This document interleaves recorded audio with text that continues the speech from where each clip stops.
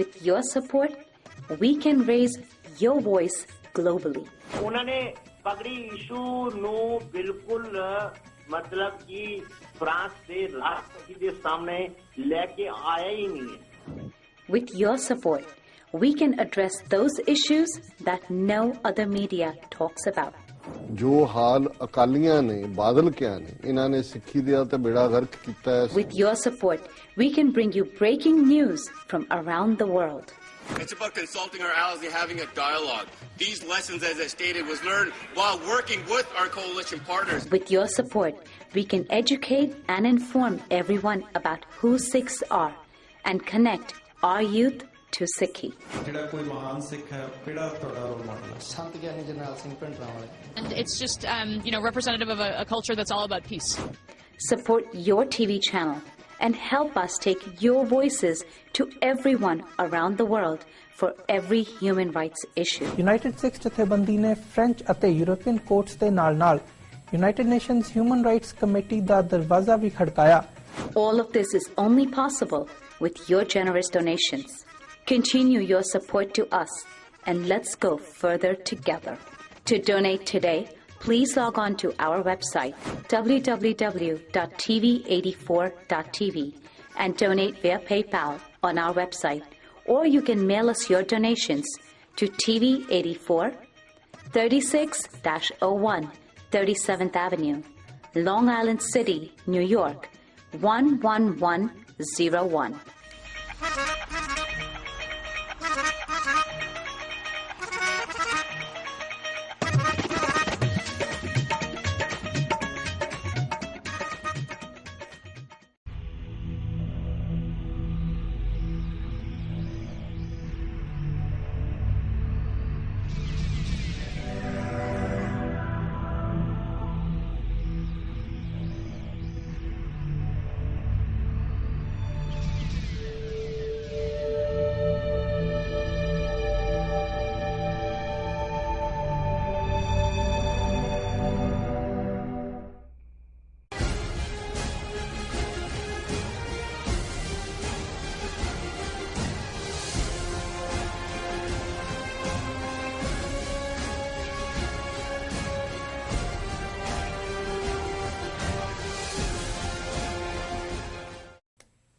ਵਾਹਿਗੁਰੂ ਜੀ ਕਾ ਖਾਲਸਾ ਵਾਹਿਗੁਰੂ ਜੀ ਕੀ ਫਤਿਹ। ਮੈਂ ਤੁਹਾਡੀ ਹੋਸਟ ਨੀਲਮ ਕੌਰ ਤੇ ਮੈਂ ਟੀਵੀ 84 ਦੇ ਸਾਰੇ ਦਰਸ਼ਕਾਂ ਤੇ ਸਰੋਤਿਆਂ ਦਾ ਦਿਲੀ ਸਵਾਗਤ ਕਰਦੀ ਹਾਂ ਪ੍ਰੋਗਰਾਮ ਸੱਚੋ ਸੱਚ ਵਿੱਚ, ਜੋ ਇਸ ਪ੍ਰੋਗਰਾਮ ਨੂੰ ਦੇਸ਼ਾਂ ਵਿਦੇਸ਼ਾਂ ਵਿੱਚ ਬੈਠ ਕੇ ਦੇਖਦੇ ਸੁਣ ਰਹੇ ਨੇ। ਹੱਕ ਸੱਚ ਦੀ ਆਵਾਜ਼ ਨੂੰ ਬੁਲੰਦ ਕਰਨ ਵਾਲੇ ਡਾਕਟਰ ਅਮਰਜੀਤ ਸਿੰਘ ਜੀ ਰੋਜ਼ਾਨਾ ਦੀ ਤਰ੍ਹਾਂ ਸਾਡੇ ਸਟੂਡੀਓ ਵਿੱਚ ਆਏ ਹੋਏ ਨੇ। ਆਓ ਨਾ ਮਿਲ ਕੇ ਪ੍ਰੋਗਰਾਮ ਦੀ ਸ਼ੁਰੂਆਤ ਕਰਦੇ ਹਾਂ। ਜੀ ਡਾਕਟਰ ਸਾਹਿਬ ਵਾਹਿਗੁਰੂ ਜੀ ਕਾ ਖਾਲਸਾ ਵਾਹਿਗੁਰੂ ਜੀ ਕੀ ਫਤਿਹ। ਜੀ ਡਾਕਟਰ ਸਾਹਿਬ ਜੀ ਆਇਆਂ ਨੂੰ ਪ੍ਰੋਗਰਾਮ ਸੱਚੋ ਸੱਚ ਵਿੱਚ। ਸ਼ੁਕਰੀਆ ਜੀ ਡਾਕਟਰ ਸਾਹਿਬ। ਅੱਜ ਡੇਟ ਹੈ 19 ਮਈ 2016, 5 ਜੇਠ ਨਾਨਕਸ਼ਾਹੀ ਸੰਮਤ 548 ਦਾ ਦਿਨ ਹੈ। ਤੇ ਡਾਕਟਰ ਸਾਹਿਬ ਪ੍ਰੋਗਰਾਮ ਦੇ ਸ਼ੁਰੂ ਵਿੱਚ ਤੁਸੀਂ ਅੱਜ ਕਿਹੜੀਆਂ ਵਿਚਾਰ ਚਰਚਾਵਾਂ ਸਾਡੇ ਦਰਸ਼ਕਾਂ ਨਾਲ ਸਾਂਝੀਆਂ ਕਰਨ ਜਾ ਰਹੇ ਹੋ? ਦੇਖੋ, ਅਸੀਂ ਪਿਛਲੇ ਦਿਨਾਂ 'ਚ ਅਨਾਉਂਸ ਕੀਤਾ ਸੀ ਕਿ ਆਉਂਦੇ ਐਤਵਾਰ ਨੇਪਾਲੀਆਂ ਦੀ ਨੇਪਾਲ ਡੇ ਪੈਰੇਡ 2016 ਜੀ ਨਿਊਯਾਰਕ ਦੇ ਵਿੱਚੋਂ ਕੱਢ ਰਹੇ ਨੇ। ਉਦੋਂ ਮੇਰੇ ਕੋਲ ਵੇਰਵਾ ਮੌਜੂਦ ਨਹੀਂ ਸੀ। ਉਹਨਾਂ ਨੇ ਕਾਰਡ ਭੇਜੇ ਨੇ ਔਰ ਉਹਦੇ ਮੁਤਾਬਕ ਇਹ ਪੈਰੇਡ 12 ਤੋਂ 4 ਵਜੇ ਤੱਕ ਹੈ ਸੰਡੇ ਜੀ, ਔਰ ਵੈਨਿਊ ਹੈ 29 to 18th street Broadway Manhattan. So 29 to 18th street ਦੇ ਉੱਤੇ ਇਹਨੇ ਜਾਣੇ ਤੇ ਇਹਦਾ ਵਕਤ ਜਿਹੜਾ ਹੈ ਉਹ 12 ਤੋਂ 4 ਵਜੇ ਤੱਕ ਹੈ। ਸੋ ਅਸੀਂ ਬੇਨਤੀ ਕਰਾਂਗੇ, ਹਾਲਾਂ ਕਿਉਂਕਿ ਜਿਵੇਂ ਮੈਂ ਦੱਸਿਆ ਸੀ ਵੀ ਮੈਂ ਨਹੀਂ ਹੋਣਾ, ਮੈਂ ਸੀਐਟਲ ਸੈਚਰਡੇ ਪਰਸੋਂ ਪੈਰੇਡ ਦੇ ਵਿੱਚ ਸ਼ਮੂਲੀਅਤ ਕਰਨੀ ਹੈ, ਉਹਨਾਂ ਦੀ ਸਿੱਖ ਡੇ ਪੈਰੇਡ ਜੀ। ਪਰ ਮੈਂ ਚਾਹਾਂਗਾ ਕਿ ਵੱਧ ਤੋਂ ਵੱਧ ਗਿਣਤੀ ਦੇ ਵਿੱਚ ਜੇ ਸਾਡੇ ਵੀਰ ਭੈਣਾਂ ਇਹਦੇ 'ਚ ਸ਼ਮੂਲੀਅਤ ਕਰਦੇ ਨੇ ਤੇ ਇਹ ਸਾਡੀ ਸਾਂਝ ਨੂੰ ਮਜ਼ਬੂਤ ਵੀ ਕਰੇਗਾ, ਸਿੱਖ ਨੇਸ਼ਨ ਦੀ ਔਰ ਨੇਪਾਲ ਦੀ ਜੀ। ਮੇਰੀ ਇਹ ਕੋਸ਼ਿਸ਼ ਹੁੰਦੀ ਹੈ, ਹੁਣ ਭਾਵੇਂ ਪਿਛਲੇ 2-3 ਹਫ਼ਤੇ ਤੋਂ ਨਹੀਂ ਸੀ, ਕਿ ਅਸੀਂ ਆਪਣੀ ਵਿਚਾਰ ਚਰਚਾ ਦੇ ਵਿੱਚ ਇੱਕ ਅੱਧਾ ਦਿਨ ਜਿਹੜਾ ਓਪਨਿੰਗ ਸੈਗਮੈਂਟ ਹੈ ਉਹ ਹਿਸਟਰੀ ਰਿਲੇਟਡ ਕਿਸੇ ਟੌਪਿਕ ਨੂੰ ਪਿਕ ਕਰੀਏ, ਕੋਈ ਰਾਈਟ ਅਪ ਹੋਏ, ਕੋਈ ਹਿਸਟੋਰੀਕਲ ਰਿਸਰਚ ਹੋਏ ਜੀ। ਔਰ ਮੇਰੀਆਂ ਨਜ਼ਰਾਂ 'ਚੋਂ ਪਿਛਲੇ ਦਿਨਾਂ 'ਚ ਇੱਕ ਆਰਟੀਕਲ ਗੁਜ਼ਰਿਆ ਜਿਹੜਾ ਕਿ ਪਾਕਿਸਤਾਨ ਦੇ ਬੜੇ ਪ੍ਰੈਸਟੀਜੀਅਸ ਨਿਊਜ਼ਪੇਪਰ ਡੌਨ ਜਿਹੜਾ ਹੈ ਉਸ ਦੇ ਵਿੱਚ ਛਪਿਆ, ਔਰ ਇਸ ਨੂੰ ਡੇਲੀ ਸਿੱਖ ਅਪਡੇਟਸ ਨੇ ਜਿਹੜਾ ਵੈਬਸਾਈਟ ਹੈ ਉਸ ਨੇ ਹਾਈਲਾਈਟ ਕੀਤਾ। ਔਰ ਫਿਰ ਬਹੁਤ ਸਾਰੇ ਫੇਸਬੁੱਕ ਪੇਜਸ ਦੇ ਉੱਤੇ ਵੀ ਇਸ ਦੀ ਚਰਚਾ ਹੋਈ ਜੀ। ਅਕਸਰ ਜਦੋਂ ਅਸੀਂ ਸਿੱਖ ਰਾਜ ਦੇ ਡਿਫਰੈਂਟ ਆਸਪੈਕਟਸ ਵੱਲ ਗੱਲ ਕਰਦੇ ਹਾਂ ਔਰ ਖਾਸ ਤੌਰ ਤੇ ਦਰਿਆ ਖੈਬਰ ਤੋਂ ਤਿੱਬਤ ਤੱਕ ਔਰ ਇੱਧਰੋਂ ਸ਼ਿਕਾਰਪੁਰ ਸਿੰਧ ਤੋਂ ਲੈ ਕੇ ਲੁਧਿਆਣੇ ਸਤਲੁਜ ਦੇ ਕੰਢੇ ਤੱਕ, ਫਿਰੋਜ਼ਪੁਰ ਲੁਧਿਆਣਾ ਸਤਲੁਜ ਨਹਿਰ ਦੇ ਸਤਲੁਜ ਦਰਿਆ ਦੇ ਕੰਢੇ, ਤੇ ਜ਼ਿਕਰ ਉਸ ਦੀ ਟੈਰੀਟਰੀ ਦਾ ਹੁੰਦਾ ਹੈ 1,50,000 ਮੁਰੱਬਾ ਮੀਲ, ਉਸ ਦੀ ਬੜੀ ਤਾਕਤਵਰ ਫੌਜ ਦਾ ਹੁੰਦਾ ਹੈ, ਖੁਸ਼ਹਾਲੀ ਦਾ ਹੁੰਦਾ ਹੈ, ਔਰ ਇਸ ਦਾ ਵੀ ਜ਼ਿਕਰ ਹੁੰਦਾ ਹੈ ਵੀ ਕਿਵੇਂ ਉਸ ਲਗਭਗ 50 ਸਾਲ ਦੇ ਪੀਰੀਅਡ ਦੇ ਵਿੱਚ ਪੰਜਾਬ ਦੇ ਲੋਕਾਂ ਨੇ ਹਿੰਦੂ, ਸਿੱਖ, ਮੁਸਲਮਾਨ, ਈਸਾਈ ਸਭ ਨੇ ਭਾਈਚਾਰਕ ਸਾਂਝਾਂ ਮਾਣੀਆਂ ਜੀ। ਜਸਟਿਸ ਦੀ ਗੱਲ ਹੁੰਦੀ ਹੈ ਕਿ ਉਸ ਦੇ ਵਿੱਚ ਇਨਸਾਫ ਸੀ, ਕ੍ਰਿਮੀਨਲ ਸਿਸਟਮ ਦੀ ਗੱਲ ਹੁੰਦੀ ਹੈ ਕਿ ਵੀ ਡੈਥ ਸੈਂਟੈਂਸ ਨਹੀਂ ਸੀ, ਸਜ਼ਾਏ ਮੌਤ ਨਹੀਂ ਸੀ, ਔਰ ਪਹਿਲੀ ਵਾਰ 1000 ਸਾਲ ਬਾਅਦ ਉਸ ਧਰਤੀ ਦੇ ਉੱਤੇ ਕਿਸੇ ਨੇਟਿਵ ਦਾ ਬਾਦਸ਼ਾਹ ਬਣਨਾ ਔਰ ਇੱਕ ਕੌਮ ਦੀ ਸਾਂਝੀ ਡੈਸਟਨੀ ਸੀ ਸਰਕਾਰੇ ਖਾਲਸਾ, ਔਰ ਉਹ ਜਿਹੜਾ ਸਰਕਾਰੇ ਖਾਲਸਾ ਦਾ ਥਾਪਿਆ ਹੋਇਆ ਮੋਨਾਰਕ ਸੀ, ਬਾਦਸ਼ਾਹ ਸੀ, ਉਹ ਨਾ ਤਖਤ ਤੇ ਬੈਠਦਾ ਸੀ ਕਿਉਂਕਿ ਤਖਤ ਜਿਹੜਾ ਹੈ ਉਹ ਗੁਰੂ ਪੰਥ ਦੀ ਅਮਾਨਤ ਹੈ, ਔਰ ਨਾ ਹੀ ਉਸਨੇ ਕੋਈ ਤਾਜ ਪਹਿਨਿਆ ਸੀ ਜੀ। ਲੇਕਿਨ ਇਸ ਸਭ ਦਾ ਜ਼ਿਕਰ ਕਰਦਿਆਂ ਅਕਸਰ ਮੈਂ ਵੀ ਇਸ ਬਾਰੇ ਥੋੜਾ ਘੱਟ ਜਾਣੂ ਰਿਹਾ।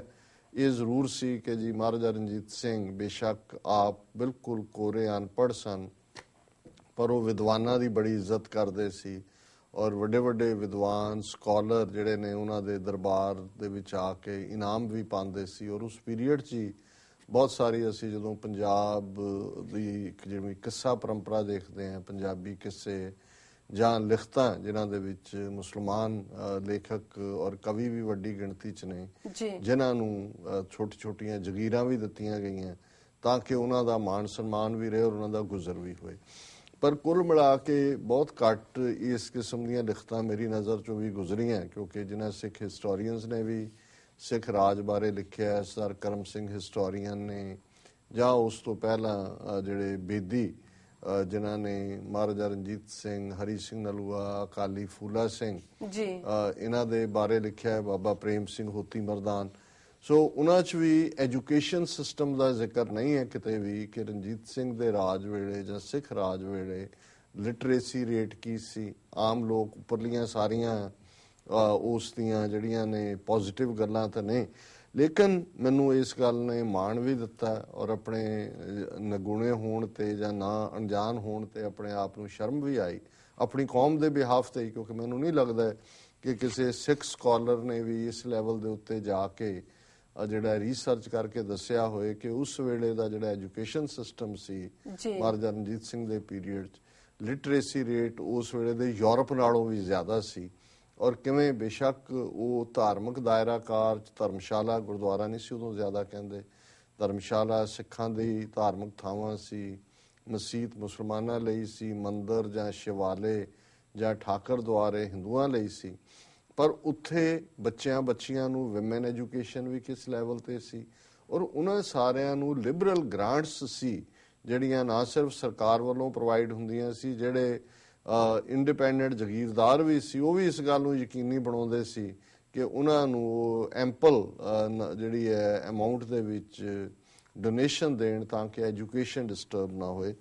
ਔਰ ਇਸ ਗੱਲ ਦਾ ਨੋਟਿਸ ਵੀ ਬੇਸ਼ੱਕ ਇਹ ਆਰਟੀਕਲ ਡਾਨ ਇੰਟਰਨੈਸ਼ਨਲ ਨੇ ਛਾਪਿਆ, ਪਰ ਇਹਦਾ ਬੇਸ ਇੱਕ ਬ੍ਰਿਟਿਸ਼ ਹਿਸਟੋਰੀਅਨ ਹੈ 1880ਵਿਆਂ 'ਚ ਜਿਹਦਾ ਨਾਂ G.W. ਲਿਟਨਰ ਹੈ, ਜਿਹਦੀ ਰਿਸਰਚ ਦੇ ਉੱਤੇ ਇਹ ਆਰਟੀਕਲ ਬੇਸਡ ਹੈ। ਔਰ ਜਦੋਂ ਅਸੀਂ 1880 ਦੇ ਵਿੱਚ 1881 'ਚ ਉਸ ਦੀ ਇਹ ਕਿਤਾਬ ਹਿਸਟੋਰੀਕਲ ਵਰਕ ਪਬਲਿਸ਼ ਹੁੰਦਾ ਹੈ ਤੇ ਇਹ ਲਗਭਗ 30 ਸਾਲ ਬਾਅਦ ਹੈ ਜਦੋਂ ਕਿ ਸਿੱਖ ਰਾਜ ਅੰਗਰੇਜ਼ਾਂ ਦੇ ਪੇਟੇ ਪੈਂਦਾ ਹੈ 1849। ਸੋ ਇਹ G.W. ਲਿਟਨਰ ਨੇ ਜ਼ਿਕਰ ਕੀਤਾ ਕਿ ਇਹਨਾਂ 30 ਸਾਲਾਂ 'ਚ ਕਿਵੇਂ ਐਜੂਕੇਸ਼ਨ ਥੱਲੇ ਨੂੰ ਗਈ ਔਰ ਕਿਵੇਂ ਜਿਹੜਾ ਵਧੀਆ ਸਿਸਟਮ ਸਿੱਖ ਰਾਜ ਦਾ ਐਜੂਕੇਸ਼ਨ ਦਾ ਸੀ ਉਹਨੇ ਸਫਰ ਕੀਤਾ।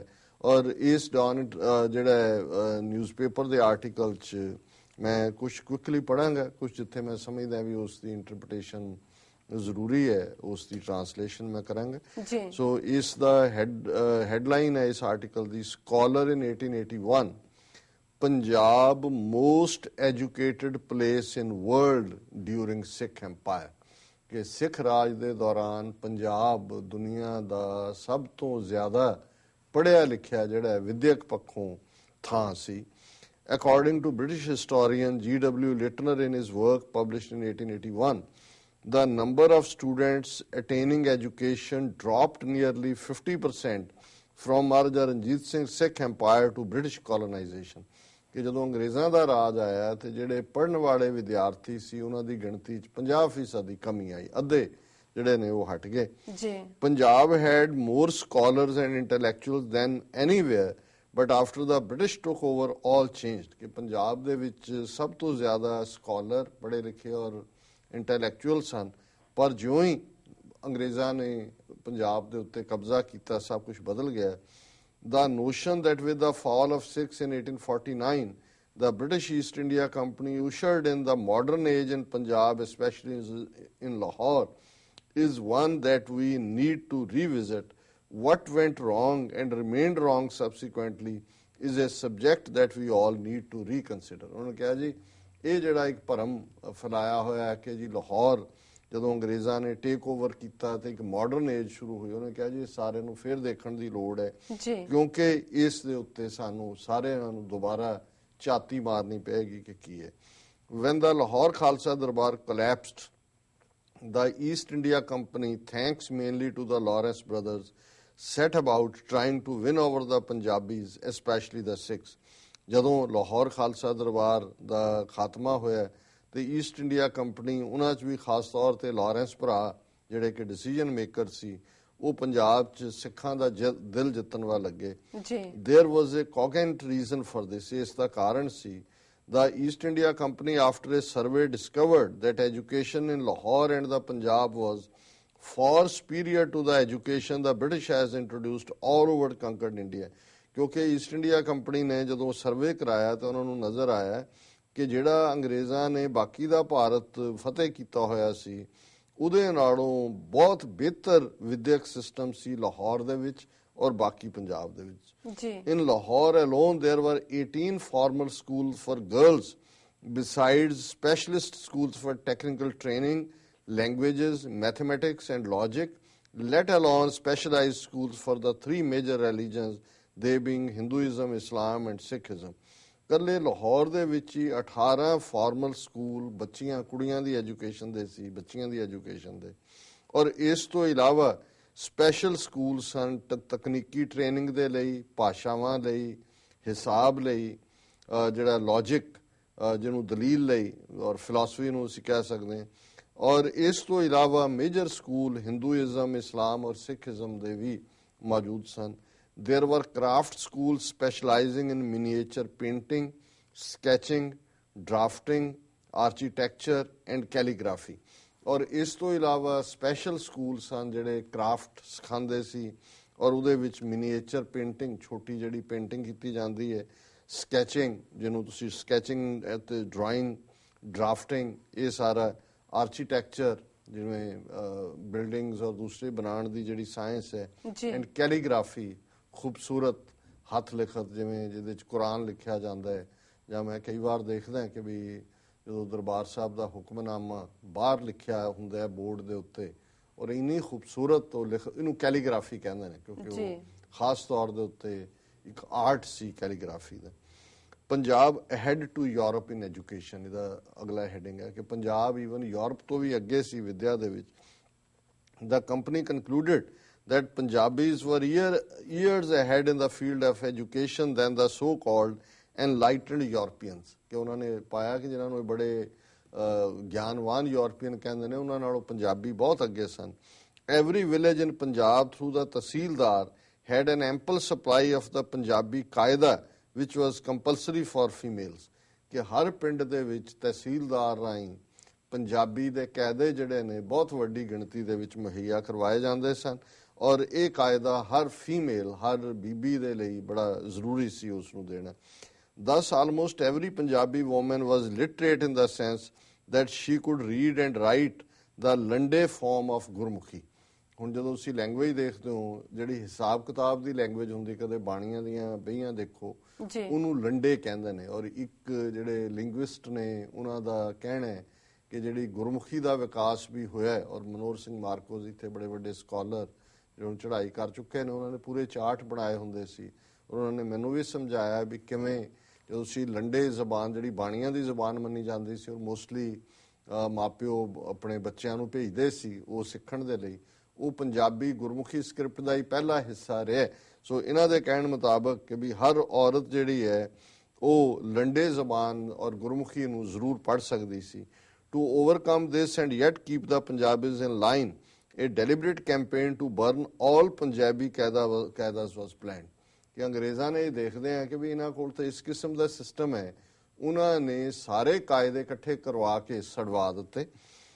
The events of 1857 provided them with this opportunity, even though it was because of the loyalty and sacrifices of Punjabis that the British regained India।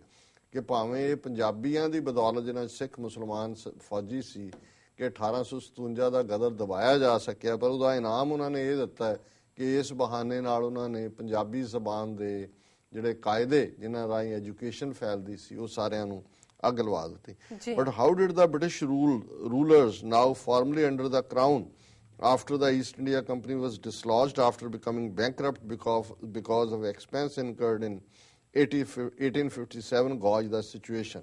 ਉਹਨਾਂ ਨੇ ਕਿਹਾ ਵੀ ਜਿਹੜੀ ਈਸਟ ਇੰਡੀਆ ਕੰਪਨੀ ਸੀ 1857 ਤੋਂ ਬਾਅਦ ਦਿਵਾਲੀਆ ਹੋ ਗਈ, ਇੰਨਾ ਖਰਚਾ ਹੋਇਆ, ਔਰ ਉਹਨਾਂ ਨੇ ਇਹ ਸਭ ਕਿਵੇਂ ਕੀਤਾ ਉਸ ਤੇ ਇੱਕ ਝਾਤ ਉਹ ਦਵਾ ਰਿਹਾ।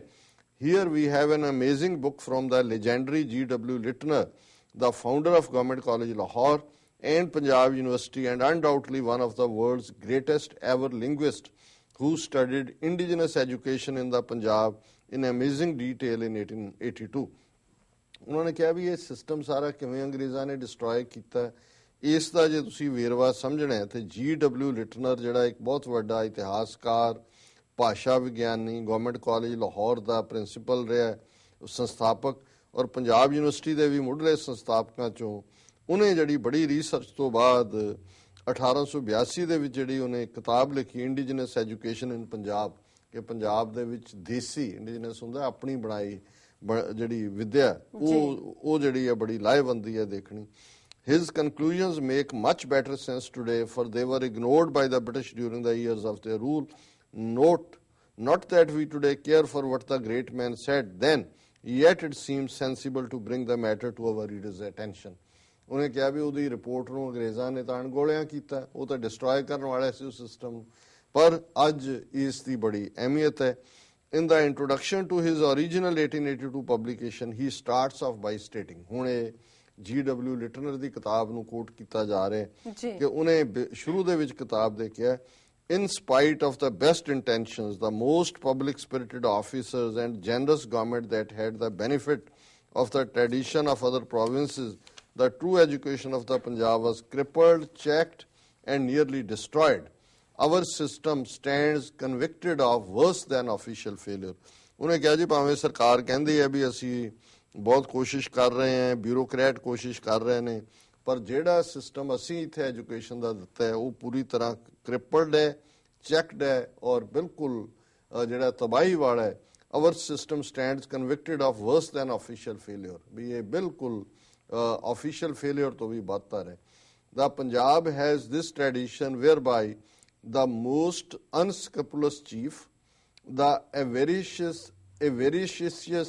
money lender, and even the freebooter vied with the small landowner in making peace with his conscience by founding schools and rewarding the learned.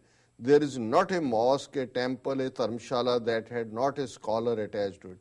ਉਹਨੇ ਕਿਹਾ ਜੀ ਇਹ ਪੰਜਾਬ ਦੀ ਪਰੰਪਰਾ ਰਹੀ ਹੈ, ਭਾਵੇਂ ਜਿੰਨਾ ਮਰਜ਼ੀ ਭ੍ਰਿਸ਼ਟ ਚੀਫ ਸੀ ਇਲਾਕੇ ਦਾ, ਜਿੰਨਾ ਮਰਜ਼ੀ ਲਾਲਚੀ ਕਿਸਮ ਦਾ ਬਾਣੀਆ ਸੀ, ਔਰ ਭਾਵੇਂ ਲਟੇਰਾ ਸੀ ਰਾਹ ਜਾਂਦਾ, ਪਰ ਉਹ ਇੱਕ ਦੂਜੇ ਦੇ ਨਾਲ ਇਸ ਗੱਲ ਲਈ ਕੰਪੀਟੀਸ਼ਨ ਕਰਦੇ ਸੀ ਕਿ ਉਹਨਾਂ ਨੇ ਸਕੂਲ ਬਣਾਉਣ ਦੇ ਲਈ ਡੋਨੇਸ਼ਨ ਦੇਣੀ ਹੈ ਤਾਂ ਕਿ ਉਹ ਆਪਣੀ ਜ਼ਮੀਰ ਦੇ ਸਾਹਮਣੇ ਸੱਚੇ ਹੋ ਸਕਣ, ਔਰ ਉਹ ਜਿਹੜੇ ਨੇ ਪੜ੍ਹਿਆਂ ਲਿਖਿਆਂ ਦਾ, ਸਕਾਲਰਾਂ ਦਾ ਬਹੁਤ ਸਤਿਕਾਰ ਕਰਦੇ ਸੀ।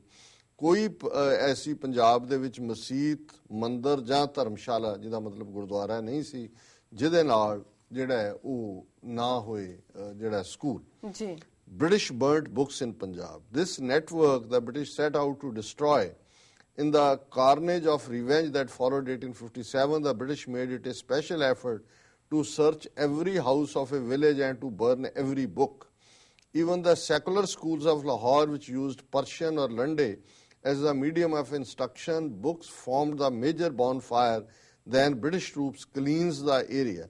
Littner claims that before 1857, the Punjab had an estimated computation, as he called it, 330,000 pupils learning all the sciences in Arabic and Sanskrit schools and colleges, as well as Oriental literature, Oriental law, logic, philosophy, and medicine were taught to the highest standard. Lytton claimed that after the events of 1857, the Punjab by 1880 had again a computed estimation just 190,000 pupils.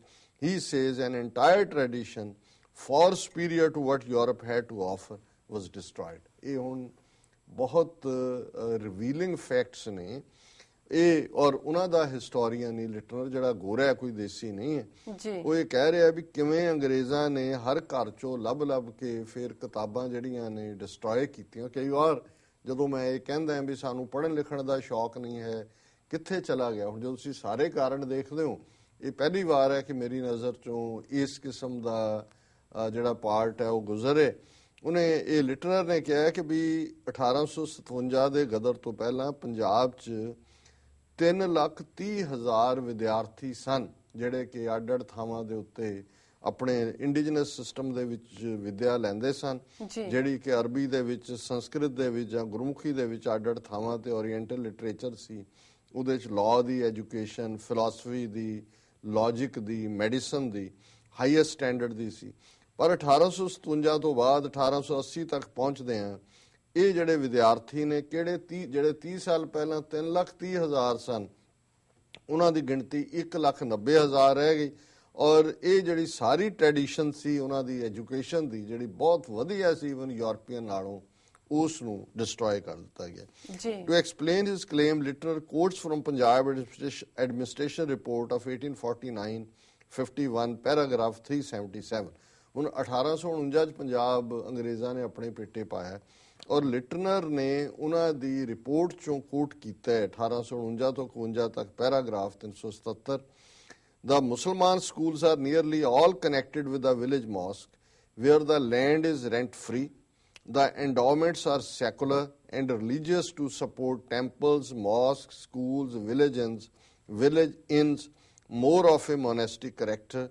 An extract of report number 335, 6 July 1857 reaches the conclusion that elementary and sometimes high Oriental, classical and vernacular education was more widespread in Punjab before annexation than it is now. The report concludes that the events of 1857 destroyed the huge endowments that kept this magnificent educational system intact. ਹੁਣ ਇਹ 1849-51 ਦੀ report ਹੈ ਕਿ ਜਿਹੜੇ ਮੁਸਲਮਾਨ school ਨੇ almost ਹਰ ਮਸਜਿਦ ਦੇ ਨਾਲ ਉਹ ਜੁੜਿਆ ਹੋਇਆ ਹੈ, ਉੱਥੇ ਮੁਫਤ ਉਹਨਾਂ ਨੂੰ ਜ਼ਮੀਨ ਦਿੱਤੀ ਜਾਂਦੀ ਹੈ ਔਰ ਇੰਨੀ ਕੁ ਐਂਡੋਮੈਂਟ ਸਰਕਾਰ ਵੱਲੋਂ ਜਾਂ ਅਮੀਰ ਸਰਦਾਰਾਂ ਵੱਲੋਂ ਦਿੱਤੀ ਜਾਂਦੀ ਹੈ ਜਿਹਦੇ ਥੱਲੇ ਉਹ ਐਜੂਕੇਸ਼ਨ ਮੰਦਰਾਂ, ਧਰਮਸ਼ਾਲਾਵਾਂ, ਮਸੀਤਾਂ ਦੇ ਵਿੱਚ ਜਿਹੜੀ ਹੈ ਉਹ ਫ੍ਰੀ ਸਾਰਿਆਂ ਨੂੰ ਮਿਲ ਸਕਦੀ ਹੈ। ਔਰ ਇਸੇ ਤਰ੍ਹਾਂ ਇੱਕ ਹੋਰ ਰਿਪੋਰਟ ਦਾ ਉਹਨਾਂ ਨੇ ਹਵਾਲਾ ਦਿੱਤਾ ਹੈ ਜਿਹੜੀ 1857 ਦੀ ਹੈ ਕਿ ਇਸ ਗਦਰ ਤੋਂ ਬਾਅਦ ਜਿਸ ਤਰੀਕੇ ਨਾਲ ਮੁੱਢਲੇ ਤੌਰ ਤੇ ਸਾਰੀ ਐਲੀਮੈਂਟਰੀ ਔਰ ਹਾਈ ਓਰੀਐਂਟਲ ਕਲਾਸੀਕਲ ਐਜੂਕੇਸ਼ਨ ਜਿਹੜੀ ਹੈ ਉਹ ਡਿਸਟਰੋਏ ਕਰ ਦਿੱਤੀ ਗਈ। ਉਹਨਾਂ ਨੇ ਇਹ ਕਿਹਾ ਕਿ ਵੀ ਇਸ ਸਿਸਟਮ ਦੇ ਨਾਲ ਜਿਹੜਾ ਐਂਡੋਮੈਂਟ ਸਿਸਟਮ ਸੀ ਜਿਹਦੇ ਥੱਲੇ ਡੋਨੇਟ ਕਰਕੇ ਲਗਾਤਾਰਤਾ ਨਾਲ ਉਹਨਾਂ ਨੂੰ ਜਿਹੜੇ ਅਮੀਰ ਸਨ ਉਹ ਫੰਡ ਦਿੰਦੇ ਸੀ, ਉਹ ਉਹਨਾਂ ਨੇ ਬਿਲਕੁਲ ਖਤਮ ਕਰ ਦਿੱਤਾ ਜੀ। ਫਿਰ ਇਹਦੇ ਚ ਫਰਦਰ ਰਣਜੀਤ ਸਿੰਘ ਦਾ ਮੈਂਸ਼ਨ ਕਰਕੇ ਇਸ ਰਿਪੋਰਟ 'ਚ ਉਹਨੇ ਕਿਹਾ Maharaja Ranjit Singh spent more on education than British in India, ਕਿ ਮਹਾਰਾਜਾ ਰਣਜੀਤ ਸਿੰਘ ਐਜੂਕੇਸ਼ਨ ਦੇ ਉੱਤੇ ਜ਼ਿਆਦਾ ਖਰਚ ਕਰਦੇ ਸਨ। Here an amazing table brings the assertion of Dr. Littner to the fore in his claim that the Punjab and especially Lahore was better off educationally in the days of Maharaja Ranjit Singh than in the British days before 1882 when his research was published. ਉਹਨੇ ਕਿਹਾ ਜੀ ਲਾਹੌਰ ਦੇ ਵਿੱਚ ਮਹਾਰਾਜਾ ਰਣਜੀਤ ਸਿੰਘ ਦੇ period 'ਚ education system ਤਾਂ ਵਧੀਆ ਹੈ ਹੀ ਸੀ, ਉਹ ਬਹੁਤ ਜ਼ਿਆਦਾ ਜਿਹੜੀ ਪੈਸੇ ਵੱਲੋਂ ਵੀ ਇਸ ਐਜੂਕੇਸ਼ਨ ਦੇ ਉੱਤੇ ਖਰਚ ਕਰਦਾ ਸੀ ਜੀ। It shows that total revenue collected by Ranjit Singh in his last years, say 1838-39, as equaling 1.85 million pounds. The British managed 1.45 million pounds. Then comes the stunner. The Sikh ruler as a percentage spent more on education than the company from the revenue collected. ਹੁਣ ਮਹਾਰਾਜਾ ਰਣਜੀਤ ਸਿੰਘ ਦੀ 1839 ਚ ਮੌਤ ਹੋਈ ਔਰ ਉਹਨਾਂ ਨੇ ਉਹਦੀ ਮੌਤ ਤੋਂ ਪਹਿਲਾਂ ਦਾ ਸਾਲ ਦਿੱਤਾ 1838 ਤੋਂ 39 ਦਾ, ਜਦੋਂ ਕਿ ਪੰਜਾਬ ਦਾ ਜਿਹੜਾ ਬਜਟ ਸੀ ਉਸ ਦਾ ਰੈਵਨਿਊ ਉਹ ਲਗਭਗ 2 ਮਿਲੀਅਨ ਪਾਉਂਡ ਸੀ ਉਸ ਜ਼ਮਾਨੇ 'ਚ। 2 ਮਿਲੀਅਨ ਪਾਉਂਡ, ਜਿਹੜਾ ਕਿ ਜਦੋਂ ਅੰਗਰੇਜ਼ਾਂ ਨੇ ਟੇਕ ਓਵਰ ਕੀਤਾ ਇਹ 1.5 ਲਗਭਗ 1.5 ਮਿਲੀਅਨ ਪਾਉਂਡ ਰਹਿ ਗਿਆ।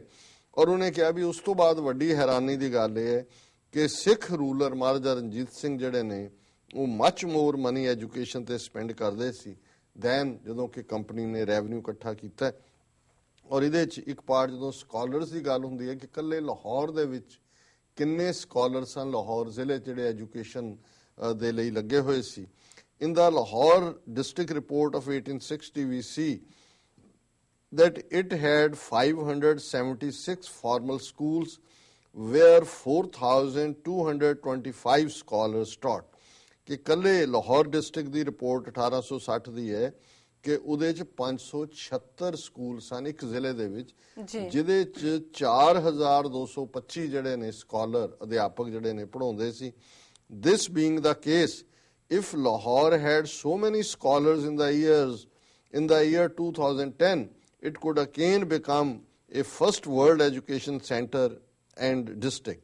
ਹੁਣ ਇਹ ਕਿਉਂਕਿ ਪਾਕਿਸਤਾਨੀ ਰਾਈਟਰ ਹੈ ਉਹ 2010 ਦਾ ਜ਼ਿਕਰ ਕਰਦਾ ਵੀ ਜੇ 4,225 ਟੀਚਰ 1860 ਦੇ ਵਿੱਚ ਸੀ, ਉਹਨੇ ਕਿਹਾ ਜੀ ਜੇ 2010 ਦੇ ਵਿੱਚ ਵੀ ਲਾਹੌਰ 'ਚ ਇੰਨੇ ਅਧਿਆਪਕ ਇੰਨੇ ਸਕਾਲਰ ਹੋਣ ਤੇ ਇਹ ਦੁਨੀਆ ਦਾ ਸਭ ਤੋਂ ਜ਼ਿਆਦਾ ਐਜੂਕੇਟਡ ਡਿਸਟ੍ਰਿਕਟ ਹੋਏ।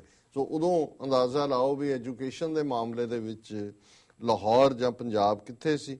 Doctor Leitner provide still more statistics. He says 41.3% learn the Quran, 37% learn Persian and Urdu, 8% learn Nagari, 6.7% learn Gurmukhi, and 7% learn Hindi or D-based Nagari.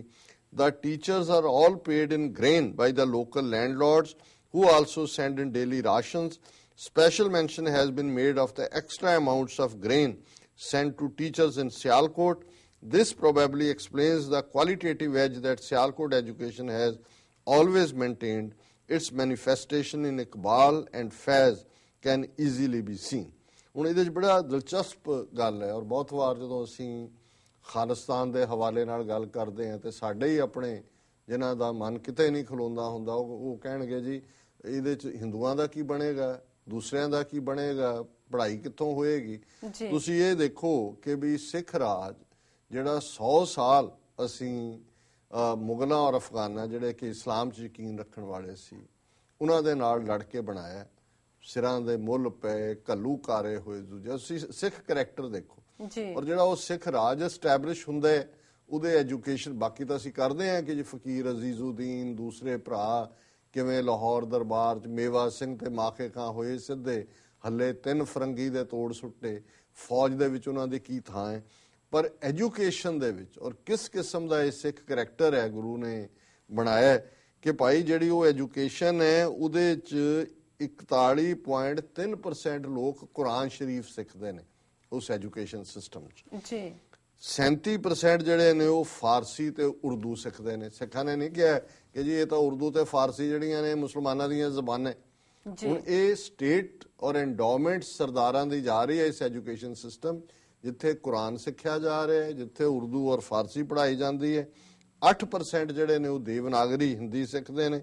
6.7% ਹੀ ਸਿਰਫ ਗੁਰਮੁਖੀ। ਇਹ ਨਹੀਂ ਉਹਨਾਂ ਨੇ ਕਿਹਾ ਜਿਵੇਂ ਅੱਜ ਹਿੰਦੂ ਤਵੀਆਂ ਨੇ ਸਾਰਿਆਂ ਨੂੰ ਕਿਹਾ ਜੀ ਓਮ ਨਮੋ ਸ਼ਿਵਾਏ ਪੜ੍ਹੋ, ਓਮ ਕਰਕੇ ਯੋਗਾ ਕਰੋ, ਸਭ ਹਿੰਦੀ ਪੜ੍ਹੋ। ਕਿੰਨੇ ਕੁ ਦੇ ਹਿੰਦੁਸਤਾਨ 'ਚ ਜ਼ਬਾਨ ਹਿੰਦੀ ਹੈ ਪਰ ਇੱਥੇ ਸਿਰਫ ਉਹ ਸਿੱਖਾਂ ਨੇ ਨਹੀਂ ਕਿਹਾ ਜੀ ਸਾਰੇ ਗੁਰਮੁਖੀ। ਸਿਰਫ 6% ਜਿਹੜੇ ਲੋਕ ਨੇ ਉਹ ਗੁਰਮੁਖੀ ਸਿੱਖ ਰਹੇ ਨੇ। ਮੈਜੋਰਿਟੀ ਕੁਰਾਨ ਔਰ ਉਰਦੂ ਕਿਉਂਕਿ ਮੈਜੋਰਿਟੀ ਪਾਪੂਲੇਸ਼ਨ ਵੀ ਮੁਸਲਮਾਨਾਂ ਦੀ ਹੈ।